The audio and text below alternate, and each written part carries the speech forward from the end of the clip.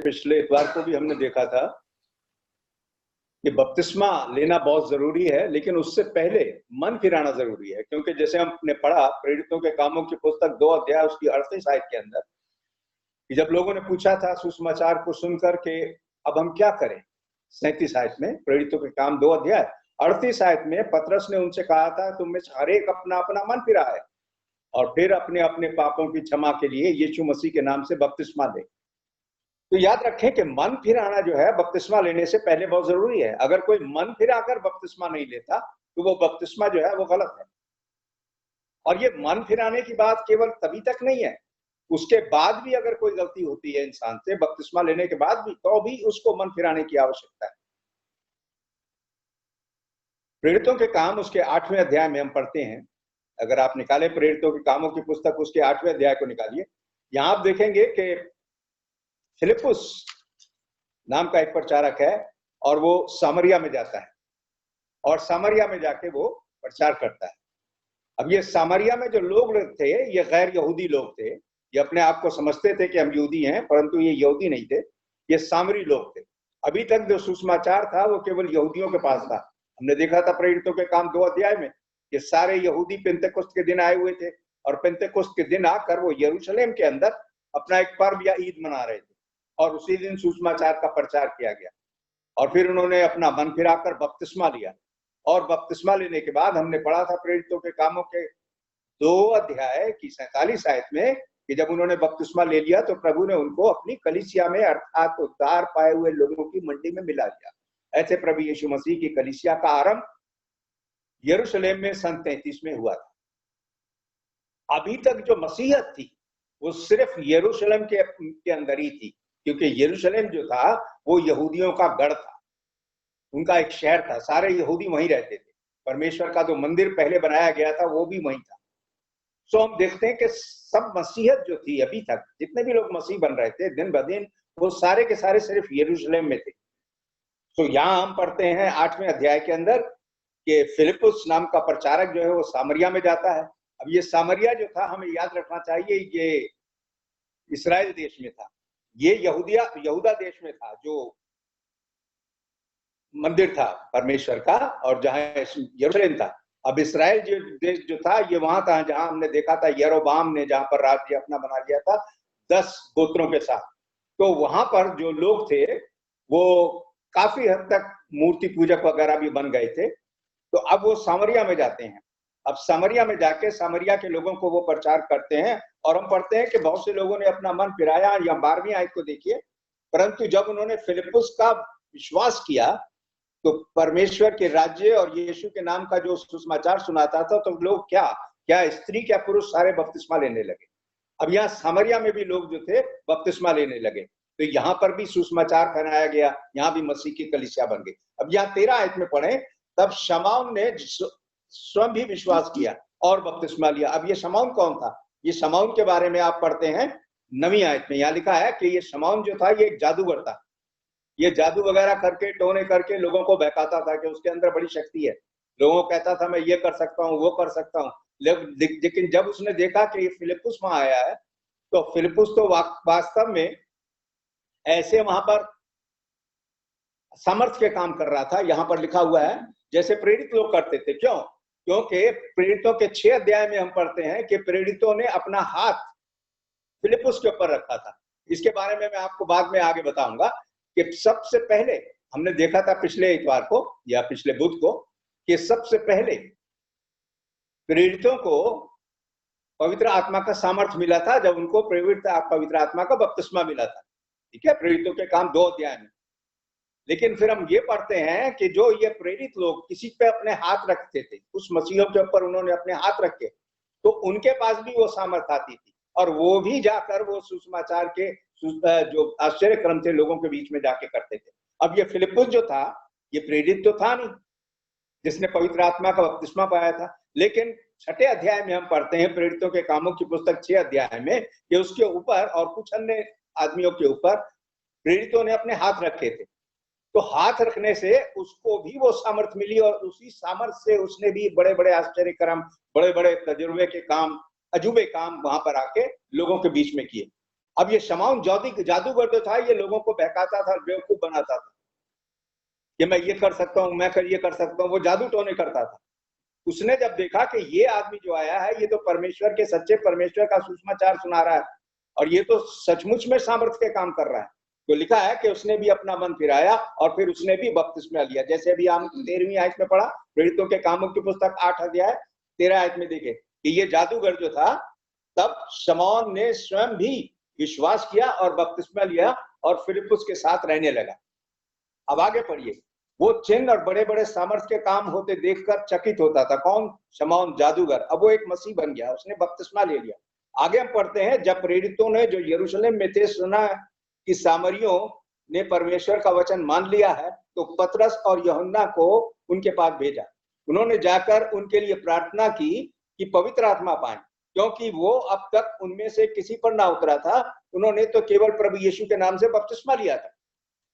तो देखिए, हमने देखा था प्रेरितों के काम 2 अध्याय उसकी 37 आयत में कि जितने भी लोग अपना मन फिराकर बपतिस्मा लेते हैं, उनको भी पवित्र आत्मा मिलता है, पवित्र आत्मा का दान मिलता है, पवित्र आत्मा मिलता है। तो शमौन को भी मिला। जितने भी लोग बपतिस्मा लेते हैं उनको पवित्र आत्मा मिलता है। प्रेरितों के काम 2 अध्याय 38 आयत। लेकिन पवित्र आत्मा की सामर्थ, जैसे हमने पिछली बार देखा था, वो केवल प्रेरितों को मिली थी, जिनको पवित्र आत्मा का बपतिस्मा मिला था। अब उस सामर्थ्य को ये प्रेरित जो थे अपने हाथ रख के कुछ लोगों को दिया करते थे। तो यहां पर जब इन लोगों ने बपतिस्मा ले लिया, तो प्रेरित यूहन्ना और प्रेरित पतरस जो यरूशलेम में थे, ये वहां पर आए ये सुनकर के सामरिया में भी लोगों ने वचन को ग्रहण करके बपतिस्मा ले लिया। और लिखा हुआ है कि उन्होंने अपने हाथ रखे। यहाँ देखिए, पढ़िए 15वीं आयत, प्रेरितों के काम 8 अध्याय। उन्होंने जाकर उनके लिए प्रार्थना की कि वे पवित्र आत्मा पाएं, क्योंकि वो अब तक उनमें से किसी पर ना उतरा था। उन्होंने तो केवल प्रभु यीशु मसीह के नाम का बपतिस्मा लिया था। तब उन्होंने उन पर हाथ रखे, किन्हों? प्रेरितों ने, और उन्होंने पवित्र आत्मा पाया, अर्थात पवित्र आत्मा की सामर्थ्य पाई। जब शमौन ने देखा कि प्रेरितों के हाथ रखने से पवित्र आत्मा दिया जाता है, तो उनके पास रुपए लाकर कहा। अब ये शमौन कौन है? इसने वही है जादूगर जिसने बपतिस्मा ले लिया था। वो क्रिश्चियन बन गया, उसको पवित्र आत्मा भी मिल गया। अब देखिए यहाँ पर जो वो देख रहा है कि उसने देखा, शमौन ने देखा कि प्रेरितों के हाथ रखने से पवित्र आत्मा दिया जाता है, अर्थात पवित्र आत्मा की सामर्थ्य दी जाती है। तो उनके पास रुपए लेकर आया और उनसे कहा प्रेरितों को कि ये अधिकार मुझे भी दो कि जिस पर मैं हाथ रखूं वो पवित्र आत्मा पाए। अर्थात हाथ रखना ये सबका काम नहीं था, सारे मसीह हाथ नहीं रख सकते थे, केवल प्रेरितों के पास सामर्थ्य वो ही रख सकते थे। और उन्होंने जब हाथ रखे तो उन्होंने भी पवित्र आत्मा पाया, वो भी सामर्थ्यपूर्ण काम करने लगे। तब पतरस ने उससे क्या कहा? शमौन से, जो रुपए लेकर आया, कि मुझे भी ये सामर्थ्य दो कि मैं भी जिस पर हाथ रखूं मैं अपना एक काम करूं, क्योंकि वो जादूगर था ना। देखिए, बहुत से लोग होते हैं वो क्रिश्चियन या मसीह तो बन जाते हैं, लेकिन उनकी पुरानी आदतें नहीं छूटती।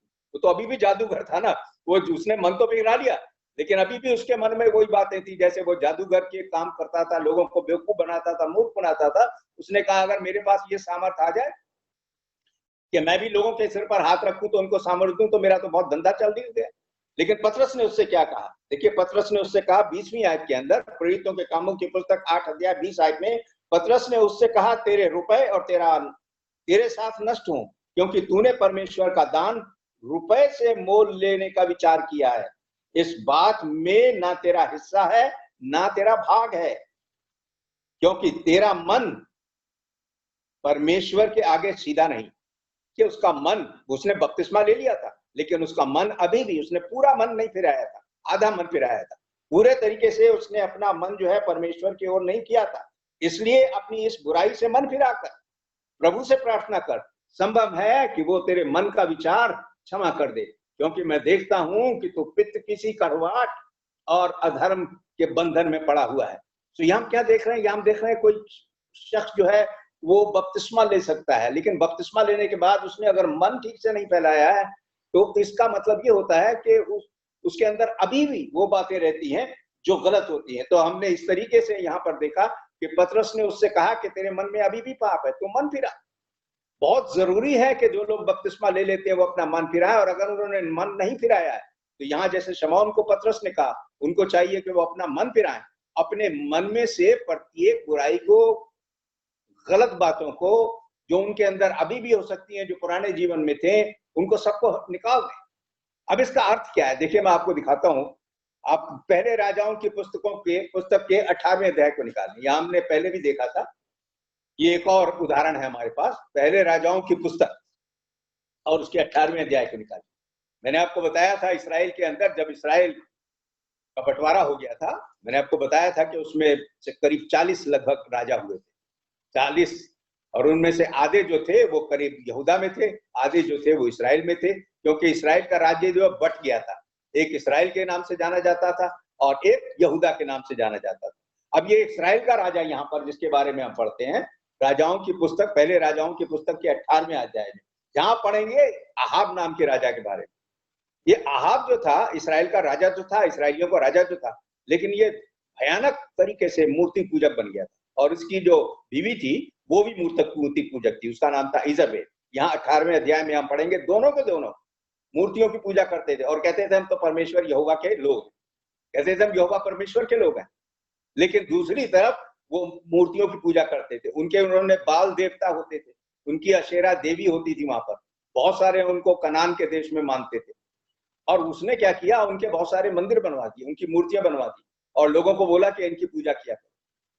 सो परमेश्वर ने एलिया नाम के अपने प्रचारक को वहां पर भेजा, और एलिया नाम के अपने प्रचारक को भेजा और कहा कि इसको जाके ताड़ना दे, इसको बोल कि इसने बहुत सारे अपने नबी भी इकट्ठे करे हुए हैं जिनके द्वारा ये प्रचार करता है कि इन लोगों की, इन देवी देवताओं की पूजा करो, जबकि ये कहते हैं कि हम तो परमेश्वर यहोवा को मानते हैं। तो देखिए यहाँ पर 18वें अध्याय में पहले राजाओं की पुस्तक, जब एलिया वहां पर आया तो एलिया ने उनसे आकर क्या कहा इस बारे में देखिए,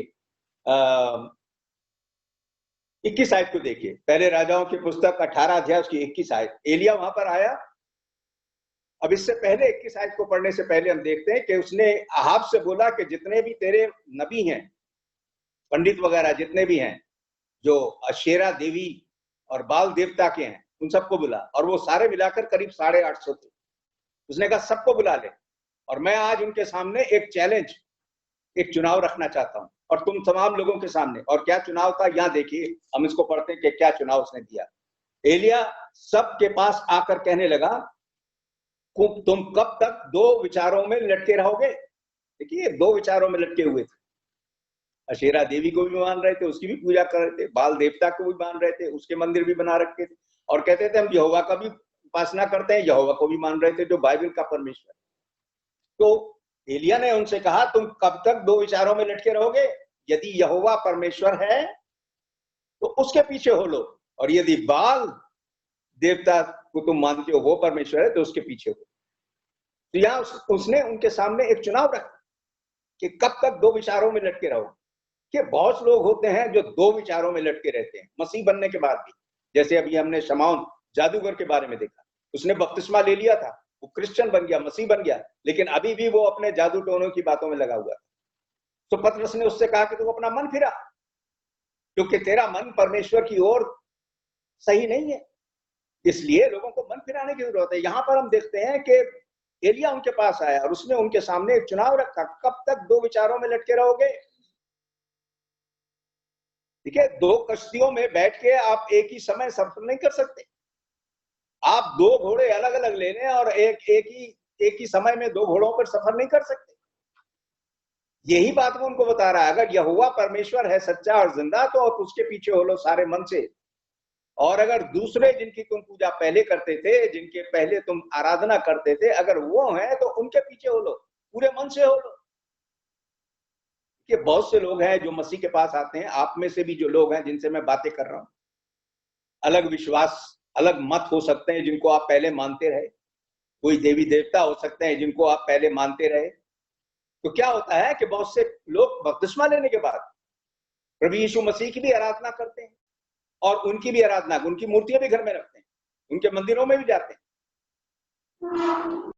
तो ऐसा नहीं हो सकता कि हम यीशु मसीह परमेश्वर को भी माने, उनकी बाइबल को भी माने, और दूसरे उनको भी माने जिनको हम, उनसे हमें पूरा पीछा छुड़ा देना चाहिए। जैसे यहाँ पर एलिया नबी ने उनसे कहा, यदि परमेश्वर सच्चा परमेश्वर है तो उसके पीछे सारे मन से हो लो, यदि बाल देवता और अशेरा देवी वो सच्चे ईश्वर परमेश्वर है तो उनके पीछे हो लो। कब तक दो विचारों में लटके रहोगे। देखिए, जब हम मसीह के पास आ गए तो हमें दो विचारों में नहीं लटकना चाहिए। पहले लोग हमको राम राम कहते थे तो हम भी राम राम बोलते थे, अब ऐसा आप नहीं करेंगे। आपने अपना मन फिरा लिया। पहले अगर कोई औरतें सिंदूर लगाती थी, अब उन्होंने बपतिस्मा ले लिया, वो सिंदूर नहीं लगाएंगी। आप मसीह बन गए। आपने पुरानी धार्मिक बातों को, पुरानी सामाजिक बातों को, पुरानी आदतों को, पुराने जीवन को मार दिया। यही तो पिछली बार हमने इतवार को देखा था।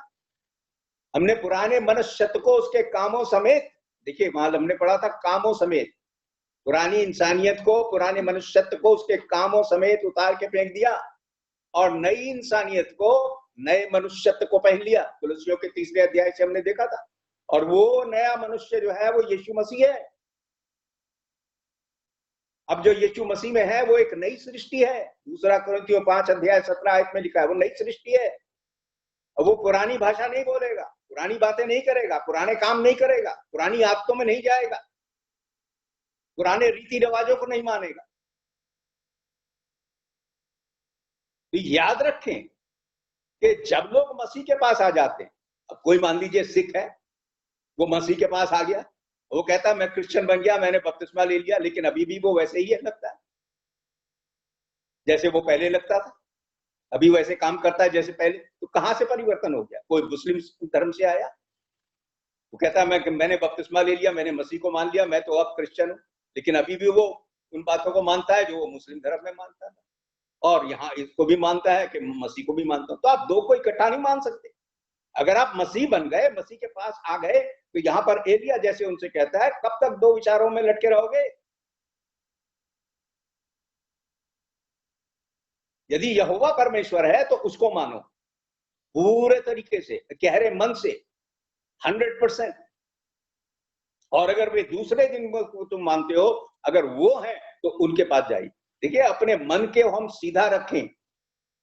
एक मसीह बनने का मतलब है कि हम पूर्ण तरीके से मसीह बन गए। पिछली आदतें, पिछले पाप, पिछले जितनी भी धार्मिक बातें, सामाजिक बातें,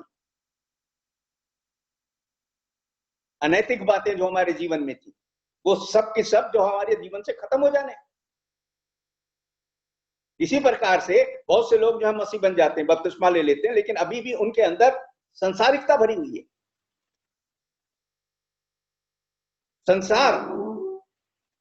संसार की बातें, अनैतिक बातें जिनको वो पहले करते थे, वही यार दोस्त अभी भी हैं, उनके बीच अभी भी हैं। कभी वो आराधना करते हैं, कभी आराधना नहीं करते।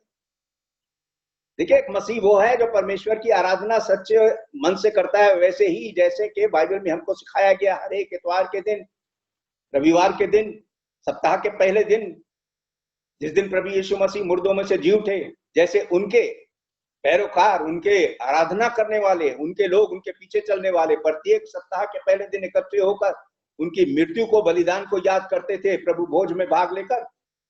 हमें भी वैसे ही करना चाहिए। यह नहीं कि जब हमारी मर्जी करी तो हम आ गए, जब मर्जी नहीं हुई तो नहीं आए। यदि परमेश्वर यहोवा है, यदि वो सच्चा परमेश्वर है, तो उसके पीछे पूरे मन से चलें। और यदि दूसरी जो आस्था है, जहां भी है, अगर संसारिक कामों को भी आप कर रहे हैं और उनको भी कर रहे हैं, आप दोनों एक तरीके, दो मालिकों की एक साथ पूरे मन से सेवा नहीं कर सकते। तो बहुत से लोग सांसारिक बातों में लगे रहते हैं, उनके पास बहुत सी सांसारिक बातें हैं जिनके ऊपर वो उनका ध्यान रहता है। इतवार के दिन अगर पार्टीज हो रही है, कोई उनके प्रोग्राम हो रहे हैं, गाने हो रहे हैं, कहीं पर कुछ और महफिल जमी हुई है, वहां पर वो जाएंगे इतवार के दिन, प्रभु के दिन, जबकि बाइबल में लिखा हुआ है कि ये प्रभु का दिन है। प्रकाशित वाक्य 1 अध्याय 10वीं आयत, प्रभु का दिन, जिस दिन चेले रोटी तोड़ने के लिए इकट्ठे होते थे, प्रभु का दिन।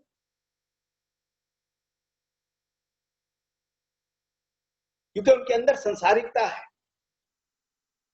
वे सोचते हैं कि कोई बात नहीं, किसी संडे को, किसी इतवार को नहीं गए, कोई बात नहीं, ये भी कर लें, वो भी कर लें। तो वो महीने में 1-2 संडे आ जाते हैं और 1-2 संडे गायब हो जाते हैं। देखिए, ऐसे ही होते हैं लोग, जिसके विषय में यहाँ पर लिखा हुआ है। एलिया ने कहा कि आज फैसला कर लो। अगर यहोवा परमेश्वर सच्चा जिंदा खुदा है तो उसके पीछे होना है, तो पूरे तरीके से उसके पीछे हो लो। और अगर दूसरी बातें जो हैं, अगर उनमें भी तुम अपना समय व्यतीत करते हो, यदि वो तुम्हारे लिए हैं, तो उनके पीछे हो लो। ये नहीं कि कभी कभी तो परमेश्वर के पीछे और कभी कभी तो दूसरी बातों को दे रहे। सबसे पहले प्रभु यीशु मसीह ने कहा था मत्ती 6 और 33 आयत के अंदर, सबसे पहले तुम परमेश्वर की धार्मिकता और परमेश्वर की खोज करो, उसके राज्य की खोज करो। सबसे पहले पहला स्थान हमें अपने जीवन में प्रभु को देना है, उसकी आराधना, उसकी उपासना, उनके काम। दूसरी बातें जो है वो अलग हैं, वो हमारे लिए महत्व नहीं रखती। अगर हम उन बातों को महत्व देते हैं हमारे जीवनों के अंदर जिन बातों का कोई मतलब नहीं है, तो फिर क्या हुआ? देखिए, मैंने पिछली बार भी आपको बताया था, एक मसीह बनने का मतलब ये हो गया कि अब आप शराब नहीं पिएंगे अगर आप पहले शराब पीते थे। अब आप सिगरेट नहीं पिएंगे, तंबाकू नहीं खाएंगे यदि पहले करते थे, गुटखा नहीं खाएंगे यदि। देखिए, आपके यार दोस्त जो है वही हो सकते हैं, लेकिन एक बात का ध्यान रखें, जैसे पहला कुरिन्थियों 15 अध्याय उसकी 33 आयत के अंदर पौलुस ने कही थी, बहुत बढ़िया बात कही थी, और उसको नोट कर लें। पहला कुरिन्थियों 15 अध्याय उसकी 33 आयत, पौलुस ने कहा था धोखा मत खाओ, धोखा मत खाओ, क्योंकि बुरी संगति अच्छे चरित्र को भी बिगाड़ देती है। अब आप जब मसीह बन गए, आपने बपतिस्मा ले लिया, तो बुरी संगति नहीं करेंगे आप। वही लोग जिनके बीच में आप पहले थे अभी भी उनके बीच में होंगे, लेकिन उनकी संगति नहीं करेंगे आप। पहले आप उनके साथ हो सकता है शराबे पीते थे, पहले हो सकता है उनके साथ आप जुआ भी खेलते होंगे, पहले आप हो सकता है उनके साथ आप गंदे गंदे मजाक करते हो, गाली गलौज करते हो, मारपीट भी करते हो, उनका साथ देते हो हर बात में, बुरी बात के अंदर। अब आप नहीं करेंगे। अब आप परमेश्वर की बातों को अपने जीवन के अंदर पहला दर्जा देंगे, आपका जीवन बदल गया। अब आप मुंह से गालियां नहीं बकेंगे, अब आप अच्छा अपना चरित्र दिखाएंगे, अच्छे काम करेंगे, प्रभु यीशु मसीह का सा स्वभाव रखेंगे, जैसा यीशु मसीह का स्वभाव होता वैसा स्वभाव।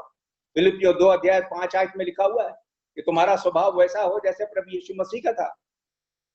अब वो एक दिन में नहीं आ जाता, एक हफ्ते में नहीं आ जाता, एक महीने में नहीं आ जाता, उसमें प्रयत्न करना पड़ता है। धीरे धीरे धीरे धीरे कोशिश करें, परमेश्वर के वचन को पढ़ें, प्रभु यीशु मसीह की शिक्षाओं को पढ़ें, अपने जीवन को धीरे धीरे उसमें बदलाव लाएं, वैसा स्वभाव बनाएं जैसे प्रभु यीशु मसीह का स्वभाव था। अगले इतवार को बताऊंगा इसके बारे में मैं आपको और विस्तार से, लेकिन इस बात को ध्यान रखें कि नामधारी मसीह कोई मसीह नहीं है। नहीं, बहुत सारे नामधारी मसीह होते हैं, सिर्फ नाम के होते हैं। अंग्रेजी में उनको कहते हैं नॉमिनल क्रिश्चियंस, सिर्फ नाम के होते हैं वो। जब मन चाहा प्रार्थना आराधना कर ली, जब मन चाहा नहीं करी। अगर कहीं कोई प्रोग्राम हो रहा है, कुछ हो रहा है, वहां चले गए, वो उनके लिए बहुत जरूरी है। सिनेमा देखना बहुत जरूरी है, महफिलों में जाना बहुत जरूरी है, आराम करना बहुत जरूरी है।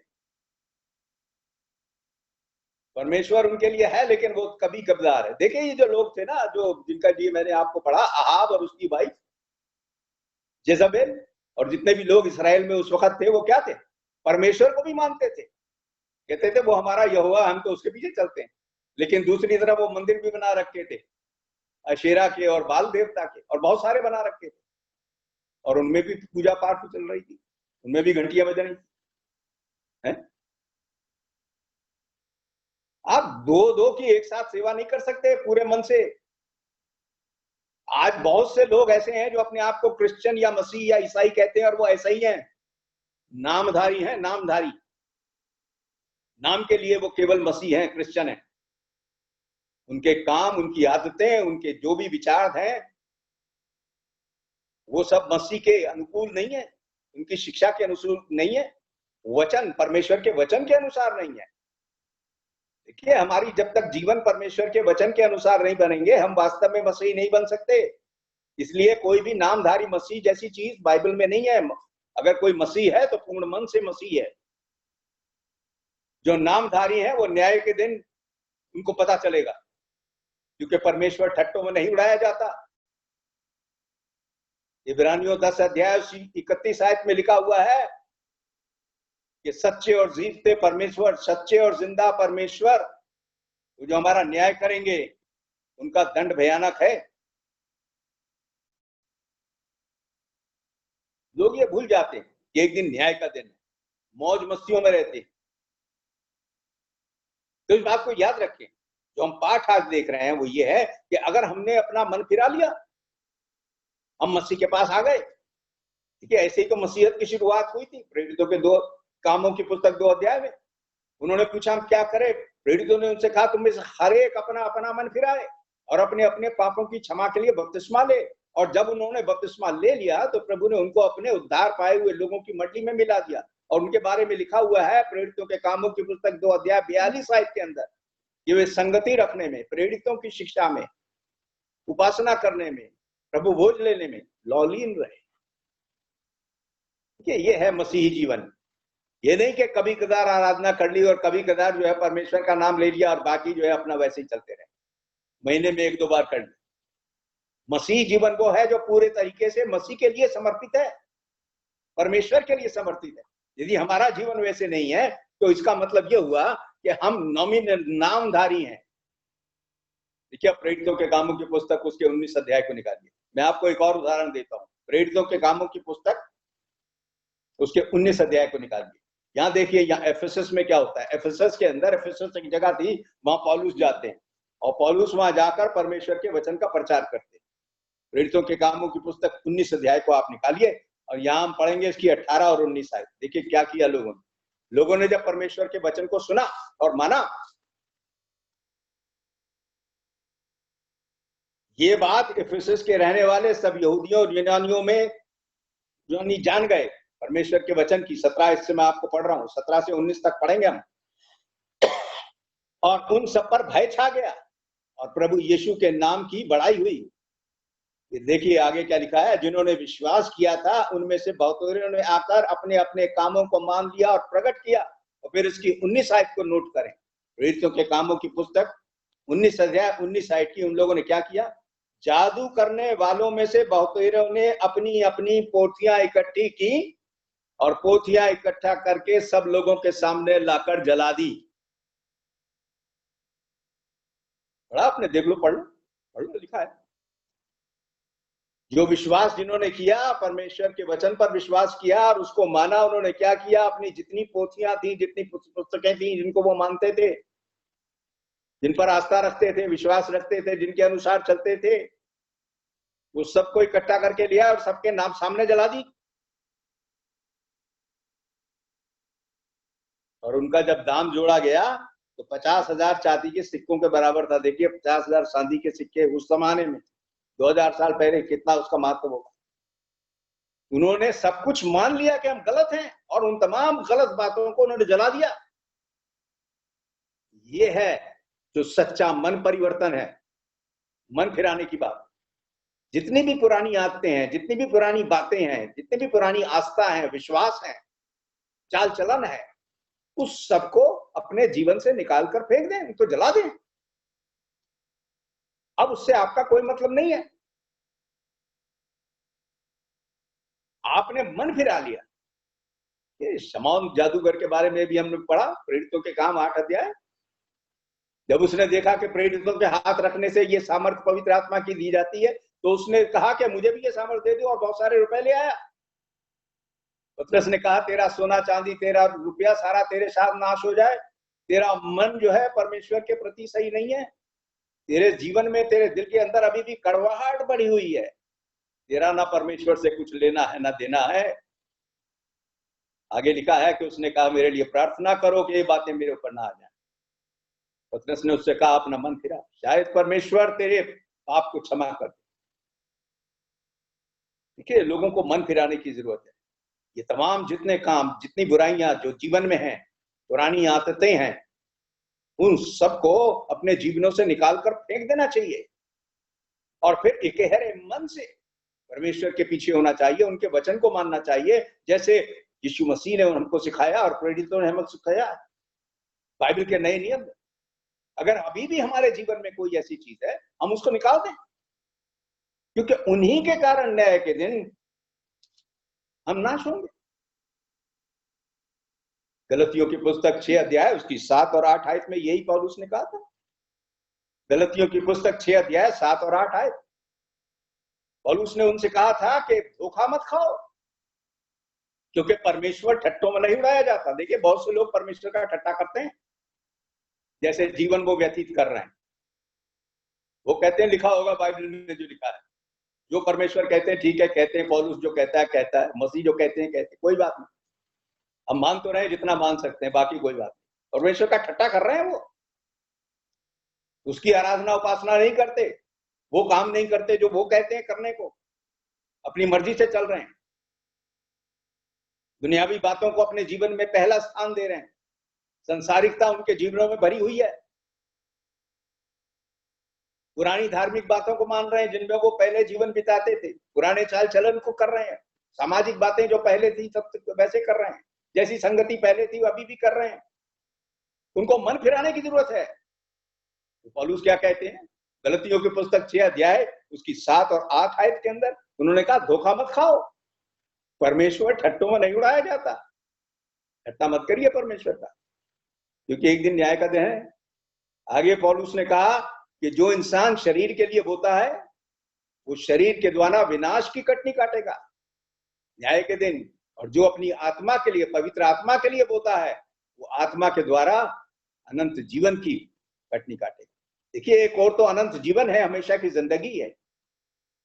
बाइबल में लिखा है जो यीशु मसीह में विश्वास लाते हैं उनको वो अनंत जीवन देते हैं, लेकिन कैसा विश्वास? वो जो उनकी बातों को मानकर उनके पीछे चल रहे हैं, एक मरा हुआ विश्वास नहीं जिसके अंदर काम नहीं है। यीशु मसीह अनंत जीवन देने के लिए आए थे, वो अनंत जीवन हमें न्याय के दिन के बाद मिलेगा, जब हम परमेश्वर के स्वर्ग में जाएंगे। तो पौलुस क्या कहते हैं? पौलुस ने कहा धोखा मत खाओ, परमेश्वर ठट्टों में नहीं उड़ाया जाता।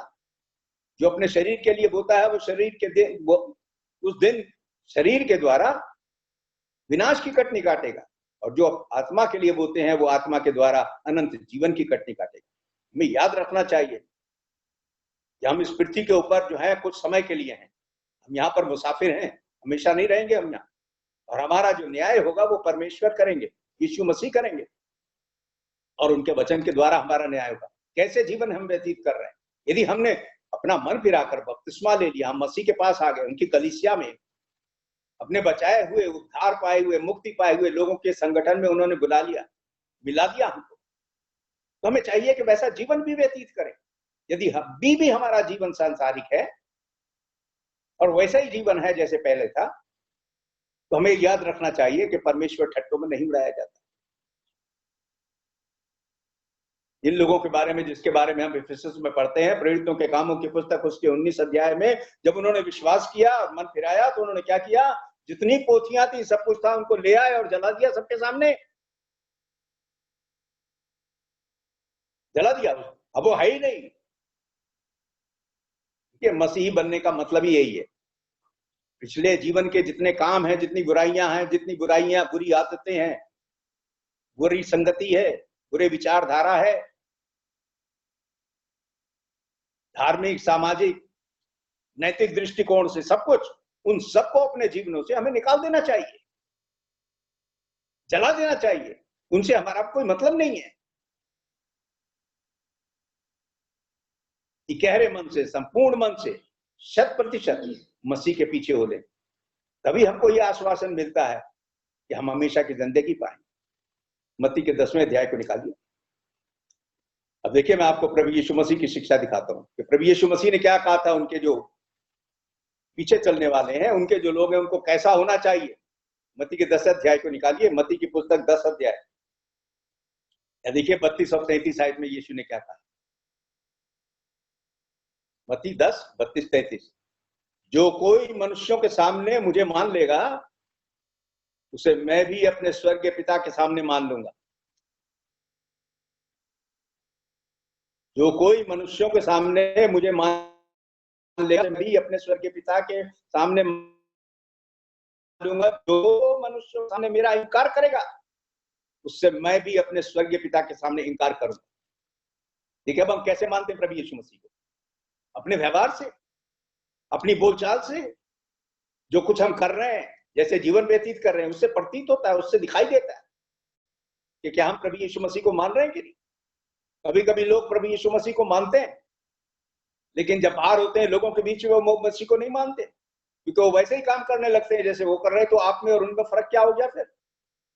लोगों के सामने, देखिए पत्ती साहित्य में लिखा है, जो कोई मनुष्यों के सामने मुझे मान लेगा, घर में छुप के नहीं, लोगों के सामने, उनके सामने हमारा कैसा व्यवहार है, उनके साथ जिनके बीच में हम जाते हैं, क्या वो पहचानते हैं कि हम मसीह हैं, हम क्रिश्चियन हैं? उनके सामने क्या हम मान रहे हैं कि हम मसीह हैं? बहुत से लोग शर्माते हैं बताते हुए कि हम क्रिश्चियन हैं या मसीह हैं दूसरे लोगों के सामने। उनको शर्म आती है कि हम बाइबल के अनुसार चलते हैं, बाइबल में लिखा है ये बात, हम ये काम नहीं करेंगे। उनको शर्म आती है कहते हुए, वो सब कुछ करने लगते हैं अपने दोस्तों के साथ। यीशु मसीह कह रहे हैं कि जो मनुष्यों के सामने मुझे मान लेगा, उसको मैं अपने स्वर्गीय पिता के सामने मानूंगा। तो जब हम तमाम लोगों के बीच में हैं, जैसा भी जहां भी हैं, हमें याद रखना चाहिए अपने बोलचाल से, हर एक बात से हमें मनुष्यों के सामने मानना। इसीलिए तो मैंने कहा कि कोई अगर राम राम कहेगा तो हम राम राम नहीं बोलेंगे उसको। आपको मनुष्यों के सामने मान लेंगे कि आपने अपना जीवन बदल दिया, वो सब कुछ छोड़ दिया। जो औरतें पहले सिंदूर लगाती थी अब वो सिंदूर नहीं लगाएंगी। क्यों? क्योंकि लोग तो देख रहे हैं कि आपके सुंदर को, किसने सिंदूर लगाया, वो ये कौन है। देखिए पुरानी आदतें, पुरानी बातें, धार्मिक, नैतिक जो भी है, उन सबको छोड़ना है, सामाजिक उन सबको छोड़ना है, किसी से डरना नहीं है। अगर आप लोगों से डरोगे तो परमेश्वर का डर आपके बीच में नहीं है। यीशु ने कहा यदि लोगों के सामने मुझे मान लोगे तो मैं परमेश्वर के सामने मानूंगा। लेकिन आगे क्या लिखा है? और जो मनुष्यों के सामने मेरा इनकार करेंगे। कैसे करते हैं हम पर लोगों के सामने फरीसी का इनकार? जब हम खुले तौर से लोगों को नहीं प्रकट करते हर एक परिस्थिति में कि हम क्रिश्चियन हैं, हम मसीह हैं, लोगों को पता होना चाहिए कि हम वो काम नहीं कर सकते जो वो कर रहे हैं, हम वो भाषा नहीं बोल सकते जो वो कर रहे हैं, हम वो पहरावा नहीं पहन सकते जैसा वो पहनते, हम वैसा जीवन व्यतीत नहीं कर सकते जैसा वो करते।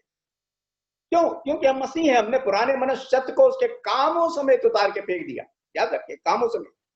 और नई इंसानियत को, नए मनुष्यत्व को जो प्रभु यीशु मसीह है उनको पहन लिया है। अब तो हम उनमें अपने जीवन को व्यतीत कर रहे हैं, जैसा जीवन वैसा था उनका वैसे हम करेंगे।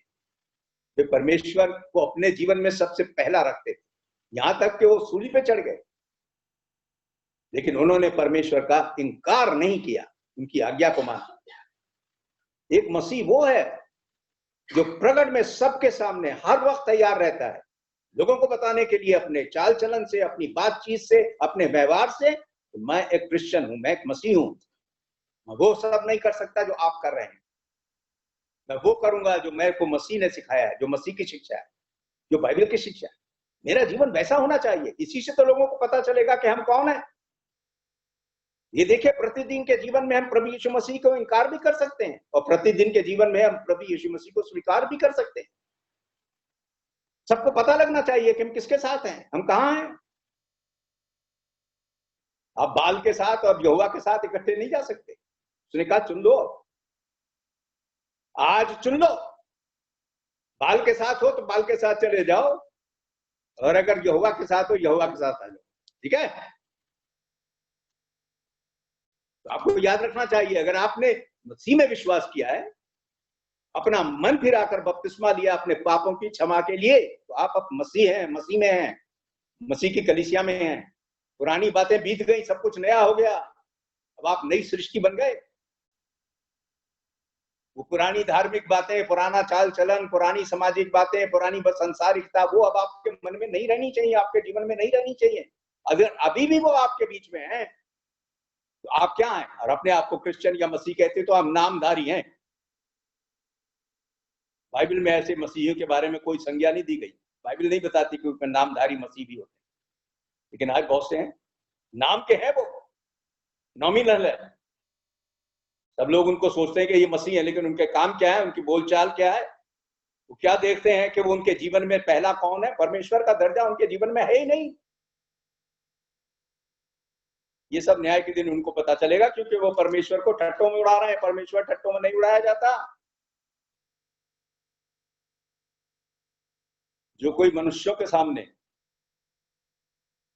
मुझे मान लेगा, मैं उसको अपने स्वर्गीय पिता के सामने मानूंगा न्याय के दिन। और जो मनुष्यों के सामने मेरा इनकार करेगा, उससे मैं भी इनकार करूंगा। याद रख,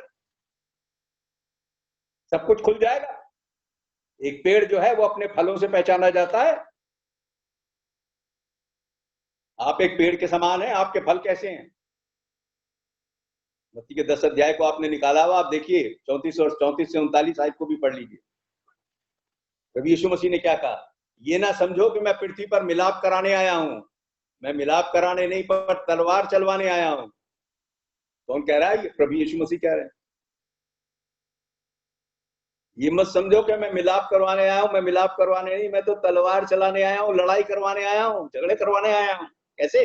मैं तो आया हूं कि मनुष्य को उसके पिता से और बेटी को उसकी मां से और बहू को उसकी सास से अलग कर दूं। मनुष्य के बैरी उसके घर ही के लोग होंगे। क्यों? अगर आप मसीह बन गए, आप मसीह के पीछे चल रहे हैं, 100% आप प्रभु यीशु मसीह की उपासना को, परमेश्वर के कामों को, परमेश्वर की शिक्षाओं को अपने जीवन में पहला दर्जा दे रहे हैं, आपके घर के ही लोग,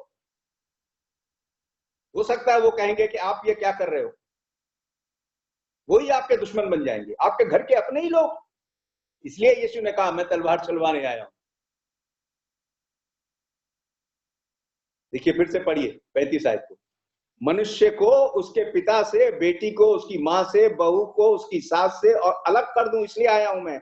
मनुष्य के बैरी उसके घर ही के लोग होंगे। जो माता या पिता को मुझसे अधिक प्रिय जानता है वो मेरे योग्य नहीं, और जो बेटा या बेटी को मुझसे अधिक प्रिय जानता है वो मेरे योग्य नहीं। देखिए मसीही होने का मतलब है व्यक्तिगत रूप से मैंने चुनाव कर लिया, पर्सनल, व्यक्तिगत। हो सकता है मेरे घर के दूसरे लोग जो हैं वो चाहते हैं कि मैं उपासना में हर एक इतवार को ना जाऊं, लेकिन मैं मसीही हूं। और अगर मेरा सारा परिवार मसीही, हम सब जाएंगे, लेकिन अगर मैं अकेला मसीही हूं अपने परिवार में और मैं परमेश्वर को और उसकी उपासना को और उसके कामों को पहला स्थान अपने जीवन में देता हूं, तो मैं सब कुछ छोड़कर, जो भी मेरे घर के अंदर लोग हैं, चाहे वो कोई भी हो, पति हो, पत्नी हो, माँ बाप हो, बच्चे हो, जो मुझे मना कर रहे हैं, मैं उनको सबको छोड़कर आराधना करने जाऊंगा। क्यों? क्योंकि मैं तो परमेश्वर से प्रेम करता हूं, उनकी कलीसिया से प्रेम करता हूं, उनके अकलौते पुत्र प्रभु यीशु मसीह हमारे उद्धारकर्ता से प्रेम करता हूं। कोई चीज मुझको रोक नहीं सकती। हो सकता है वो मेरे बैरी हो जाए। देखिए ये प्रैक्टिकल बात थी, ये वास्तविक बात थी जो पहली शताब्दी में भी हो रही थी। बहुत से लोग मसीह के पास आ गए, मसीह के सुसमाचार को सुनकर, उनके प्रेरितों के द्वारा मसीह के पीछे हो लिए, और जो उनके घर के लोग थे वही उनके बैरी बन गए।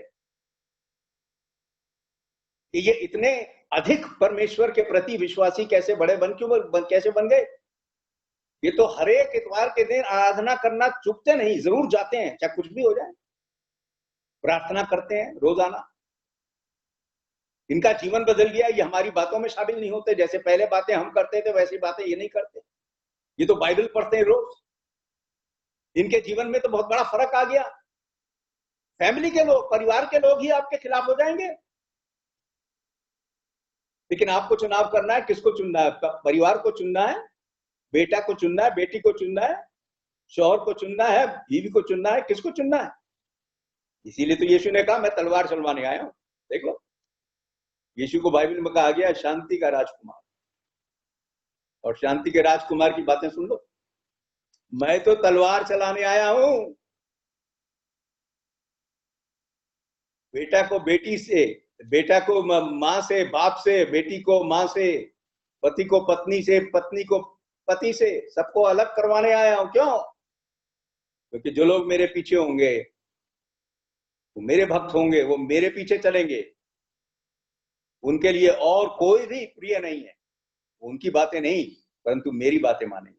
ठीक है, ये एक मसीह होने का मतलब, एक चुनाव है। जब हम मसीह बन जाते हैं, वास्तव में मसीह बन जाते हैं। क्यों? क्योंकि हम स्वर्ग में जाना चाहते हैं। ये दुनिया हमारा घर नहीं है। यहाँ तो हम कुछ समय के लिए हैं, हमें स्वर्ग में जाना है। स्वर्ग में जाने के लिए चाहे हमें कोई भी कीमत देनी पड़ जाए, अपने घर को भी छोड़ना पड़ जाए, कुछ भी छोड़ना पड़ जाए, हमें परमेश्वर के प्रति ऐसे वफादार बनना चाहिए कि जो कुछ भी उनकी शिक्षा है, जो हमने मान लिया है एक बार। देखिए बपतिस्मा लेने का मतलब यही है, मन फिराकर बपतिस्मा ले लिया, मसीह को पहन लिया, अब हम उनमें हो गए, अब हम उनमें होकर अपने जीवन को व्यतीत करें।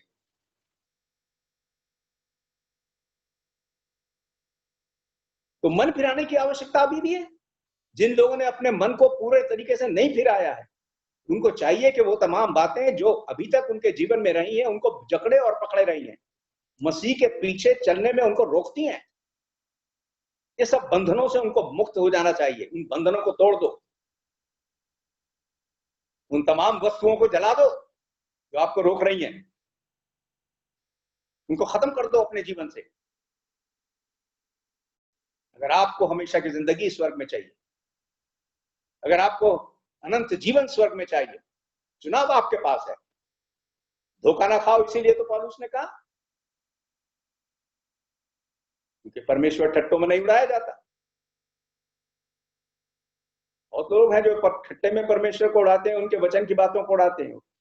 वो इस बात पर इल्म नहीं करते, वो इस बात को सोचते नहीं कि मसीह क्या कह रहे हैं। अगर मेरे पीछे आना है तो मुझे मानो, प्रत्येक बात में मुझे पहला दर्जा दो। तो मैं आपसे पूछता हूं, आज आप कहां हैं आत्मिक दृष्टिकोण? दो विचारों में अभी भी लटके हुए हो क्या? संसारिकता भी है, उसके पीछे, संसार के पीछे भी चलना है, अपने दोस्तों के पीछे भी चलना है, अपनी महफिलें भी अटेंड करनी है, गाने भी गाने हैं, सिनेमा भी देखना है, पार्टीज में भी जाना है। प्रभु की आराधना होती रहेगी। जरूरी नहीं है हर एक इतवार को जाना, जरूरी नहीं रोजाना प्रार्थना करनी है, जरूरी नहीं है रोजाना बाइबल पढ़नी है, जरूरी नहीं है हर परिस्थिति में वही हम करें जो मसीह, जो बाइबल हमको सिखाती है। दोस्तों के बीच में हो, कहीं हो, तो उनके बीच में कुछ भी चलता है, कुछ भी कर रहे। देखिए, चलता वाली बात मसीहत के अंदर नहीं है। अगर हम मसीह हैं तो पूर्ण रूप से मसीह हैं। यही तो बात उसने कही थी एलिया ने। यदि यहोवा है तो यहोवा के पीछे हो लो, यदि बाल देवता है जिसको तुम मानते हो तो उसके पीछे हो लो। आज निश्चय कर लो। तो आपको आज निश्चय करना है। अगर आपके जीवन में कोई भी ऐसी चीज है जो आपको मसीह के पीछे चलने से पूरे मन से रोकती है, कोई भी चीज हो जाए, ये यीशु मसीह तो यहां तक चले गए, उन्होंने कहा हो सकता है वो आपके घर में ही रहने वाले लोग हैं, आपके रिश्तेदार हैं, पति हो, पत्नी हो, बच्चे हो, माँ बाप हो, कोई भी हो। अगर वो मसीह के पीछे चलने से आपको रोकते हैं, उन बातों को करने से रोकते हैं जिन बातों को परमेश्वर ने अपने वचन की पुस्तक में हमको सिखाया है, मसीहत क्या है, मसीह के पीछे चलने का अर्थ क्या है, उन बातों को करने से हमें रोकते हैं, तो वो हमारे जीवन में पहले नहीं है। मैं तलवार चलवाने आया हूं, उनको अलग करवाने आया हूं। जो मेरे पीछे चलेंगे वो मेरा इकरार करेंगे, सबके सामने मुझे मान लेंगे, चाहे कोई भी हो। मैं एक मसीह हूं। मेरे कामों से, मेरे वचन से, मेरे बर्ताव से, मैं हर बात से ये सिखाऊंगा, ये बताऊंगा, मैं एक क्रिश्चियन हूं, मेरा बर्ताव ऐसा होना चाहिए। जैसे मैंने कहा कि मैं अगले इतवार को इस बात में आपको बताऊंगा, अगले इतवार को जब हम इकट्ठा होंगे, कि कैसा बर्ताव, कैसा स्वभाव हमारा होना चाहिए, जैसे प्रभु यीशु मसीह का था। हर एक परिस्थिति में वैसा स्वभाव हमारा होना चाहिए। यदि हमें स्वर्ग में जाना है तो प्रभु यीशु मसीह के द्वारा ही जाना, और कोई रास्ता नहीं है। यूहन्ना 14 अध्याय उसकी 6ठी आयत में प्रभु यीशु ने कहा था, खुल्लम खुल्ला कहा था, मार्ग, सच्चाई और जीवन मैं हूं। यीशु मसीह ने कहा था यूहन्ना 14:6 में कि मार्ग, सच्चाई और जीवन मैं हूं, बिना मेरे द्वारा कोई परमेश्वर के पिता के पास नहीं जा सकता। क्यों? क्योंकि केवल उन्होंने ही अपने प्राणों को हमारे पापों के लिए बलिदान किया। हमारे वो प्रायश्चित हैं, केवल उन्होंने ने ये काम किया। वो हमारे पापों का प्रायश्चित हैं, हमारे पापों को अपने ऊपर लेकर मर गए। वो परमेश्वर के साथ हमारा मेल करते हैं। उन्होंने वो पाप का दंड, जो मृत्यु है, परमेश्वर से अलग होने वाली चीज, जो परमेश्वर से अलग रखती पाप है, उस पाप को अपने ऊपर ले लिया, उसको हटा दिया। उस पाप की मजदूरी को उन्होंने खुद उठा लिया ताकि हम आजाद हो जाएं। आजाद होने का मतलब ये हो गया कि हम संसार से, संसार के पाप से, पापों से, पुरानी बातों से आजाद हो गए, लेकिन हम मसीह में होकर हम मसीह के हो गए। अब हम उसके अंदर, प्रभु यीशु मसीह के अंदर अपने जीवन को दिन प्रतिदिन व्यतीत करेंगे। क्योंकि हम जानते हैं कि ये संसार हमारा घर नहीं है। हम परमेश्वर के पास जाएंगे, हम स्वर्ग में जाकर रहना चाहते हैं, लेकिन ये प्रभु यीशु मसीह के द्वारा ही होगा। यदि हम प्रभु यीशु मसीह में होकर अपने जीवन को प्रतिदिन व्यतीत कर रहे हैं, तभी ये आश्वासन हमारा है। तो हमको ये सुनिश्चित करना है, सुनिश्चित करना है, पक्का करना है कि हम किसके पीछे चल रहे हैं, क्या मान रहे हैं, कहां जाना चाहते हैं। ये चुनाव हमारे हाथ में है, पूरे तरीके से निश्चय कर लें। इसी बात को लेकर एलिया उन लोगों के बीच में आया, आज चुनाव कर लो, आज चुनाव कर लो किसके पीछे तुम्हें चलना है। तो आज हमें भी चुनाव करना है। यदि हमारे जीवन में कोई भी ऐसी चीज है जो आपको पूरे तरीके से परमेश्वर, उनके वचन और उनके इकलौते पुत्र मसीह के पीछे चलने से रोकती है, उनके वचन को पालन करने से हमको रोकती है, कोई भी चीज, उसको अपने जीवन से अलग कर। परमेश्वर आप सबको आशीष दे।